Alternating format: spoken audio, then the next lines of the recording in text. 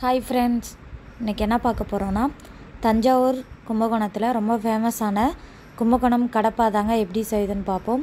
ரொம்ப ஈஸியான மெத்தடுங்க, கண்டிப்பாக ட்ரை பண்ணி பாருங்கள். எப்படி செய்யுதுன்னு பார்ப்போம், வாங்க வீடியோக்குள்ளே போகலாம். இப்போ ஒரு குக்கர் எடுத்துக்கோங்க. அரை கப் அளவுக்கு பாசிப்பருப்பு ஆட் பண்ணிக்கோங்க. பாசிப்பருப்பை நல்லா வாஷ் பண்ணிவிட்டு தேவையான அளவு தண்ணி ஆட் பண்ணிக்கோங்க.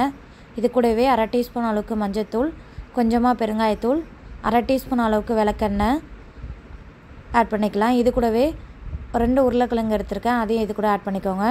குக்கரை மூடி ஒரு 5 விசில் விட்டு நம்ம ஸ்டவ்வை ஆஃப் பண்ணிடலாம். இப்போ ஒரு மிக்ஸி சார் எடுத்துக்கோங்க. அரை கப் அளவுக்கு தேங்காய் ஆட் பண்ணிக்கலாம்.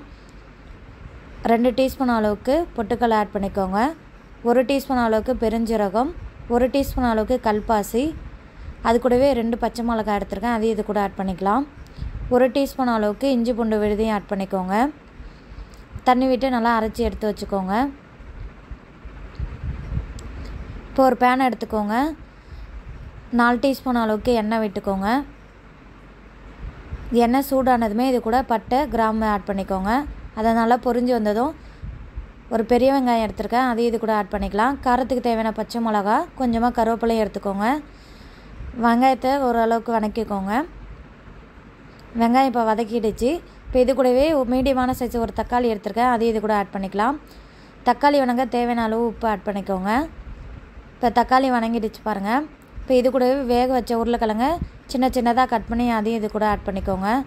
வேக வச்ச தண்ணியை நம்ம ஆட் பண்ணிக்கலாம். பருப்பை நல்லா மசிச்சுட்டு அதையும் இது கூட ஆட் பண்ணிக்கோங்க. இப்போ நல்லா பாயில் ஆகுது பாருங்கள். இந்த ஸ்டேஜில் நம்ம அரைச்சி வச்ச தேங்காய் விழுதையும் ஆட் பண்ணிக்கலாம்.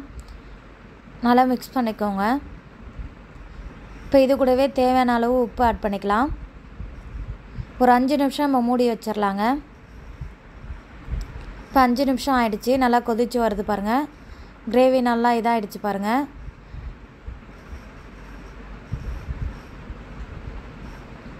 இப்போ இது கூடவே அரை லெமன் ஜூஸை நம்ம பிழிஞ்சிக்கலாம். இப்போ இது கூடவே கட் பண்ணி வச்ச கொத்தமல்லியும் ஆட் பண்ணிக்கலாங்க. அவ்வளோதாங்க, ஸ்டவ்வை ஆஃப் பண்ணிடலாம். கும்பகோணம் கடப்பா ரெடிங்க.